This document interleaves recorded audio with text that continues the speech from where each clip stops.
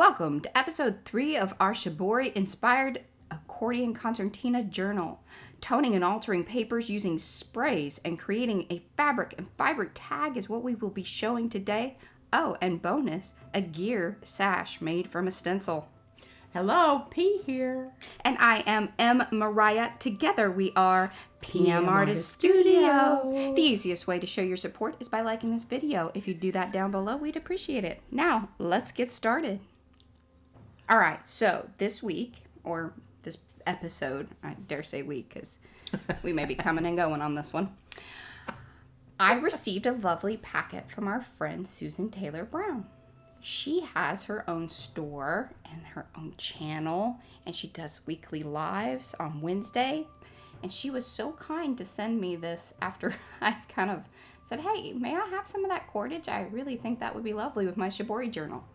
And so she gifted it to me along with these lovely little papers here, which are in her shop. I'll put a link below. And they are eco-dyed, and then she has them available as printables. And they went really well with our printables, which I will also have a link below. This is also when I was like, okay, those are perfect with that particular paper from the Shibori set. But then I was like, those colors just weren't quite right. So I wanted to think about altering not only Susan's papers a bit, but also ours that were already down, which I knew was going to be a little bit of a tricky town. Yeah, we'll get to that here in a moment. Because, this was a couple of days of decision I walked away on that one. I didn't want to have anything to do with that. She also sent me these lovely bits of, I don't know what the, hopefully she'll comment below, Susan, when you're watching this. Let me know exactly what some of those fabrics were. They were just absolutely wonderful. And that's where it led me into making a tag. And we'll get to that part as well. Right now, I'm just really playing around with using the sprays. Some of them, I really wish, this was an unlabeled bottle. There was much discussion on what it was, what it was. This was before what it became. Before I started, labeling, noting and writing down recipes in a book. Yeah, I don't know what that was, and then I was like, oh my gosh, that didn't even. That's like green, and it didn't spread out, so I don't even know what you did there. But then I brought out the Mr. Huey's, which was similar, but at least I knew was gonna be more water-based. Because all that other stuff, I think, was some of that crazy inks. I don't know. But it never spread, so it was very interesting. Just stayed put.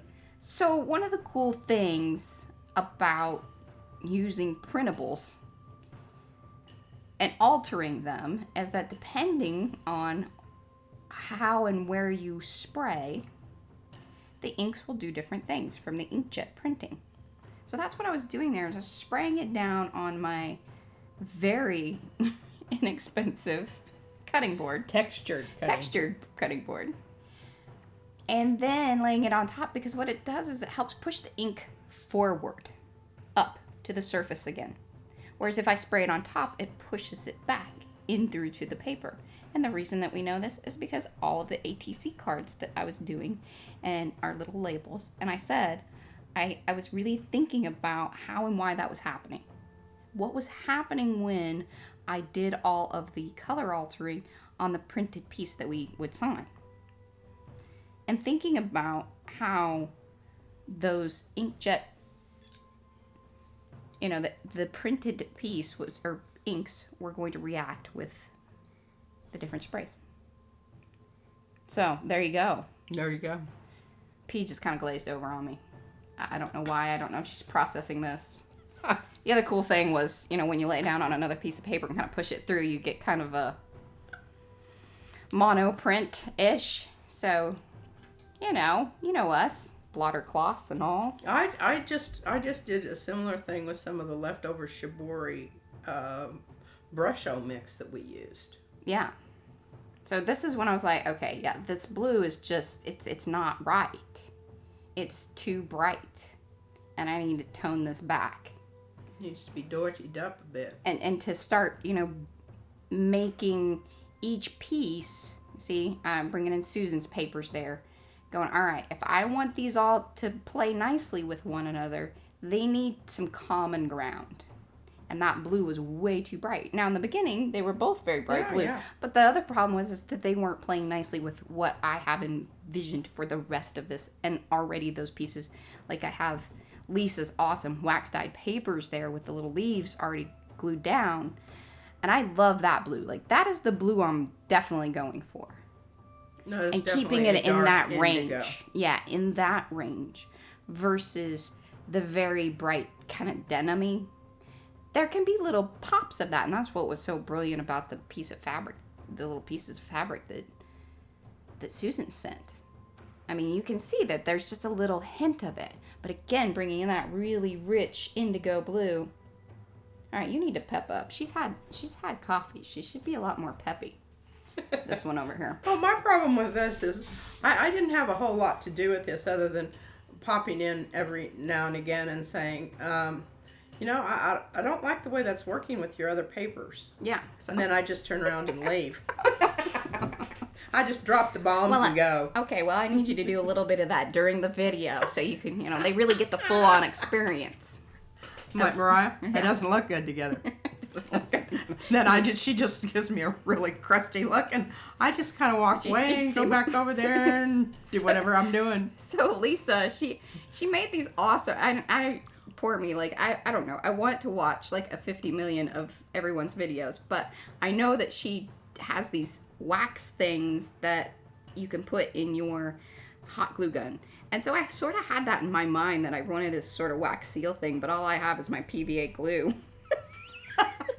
It's going to take 20 hours to dry if I want a blob of it like that big. And then I was like, what sugar? I should have done the 3-dimensional Mod Podge, but like it would hot glue you some seals. Well, I thought about asking you, but you had already like hot glued a bunch of things for Izzy the other day, and if you're feeling inspired at this point in time, and you haven't already, please like, subscribe, and love us because we obviously need it. Send us advice on your seal making. Yes.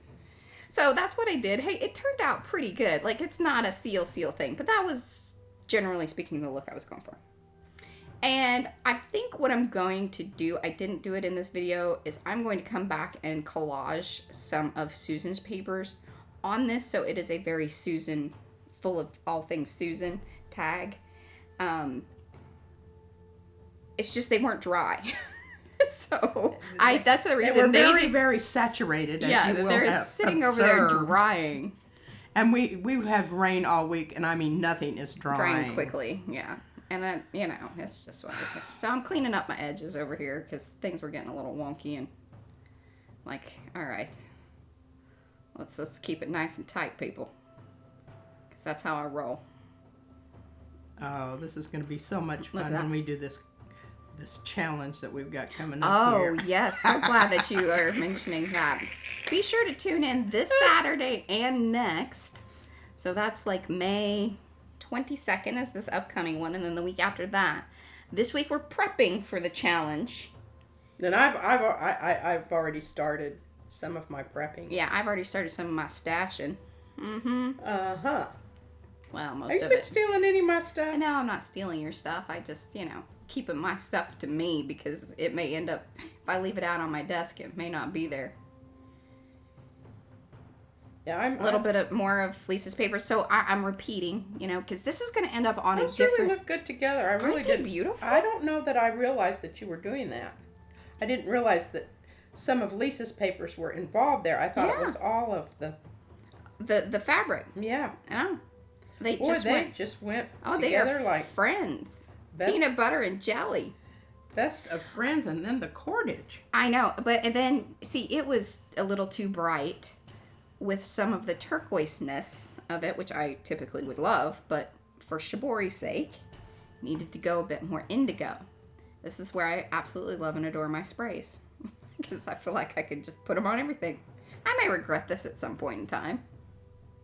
Yeah, if that ever gets wet, if you sneeze on it or anything, it's going to start giving back. Okay, well, I'll put a note on the outside of it. Please keep your sneezes and your sweaty hands off of it. Oh, here we go. Here we go. Gears coming up. Gears coming up. Okay, so we've talked about this a lot. That This is the 5-pound stencil. it does weighs a lot. That we were going to start You were cutting. very cavalier how you did that. I did mine much more purposefully. Oh no, I was very purposeful. And remember, this is sped up. Oh, yeah. Yeah, and it looked fantastic there, but it Not still much got contrast. right. It sort of got lost there. But there, winner, yes. chicken dinner.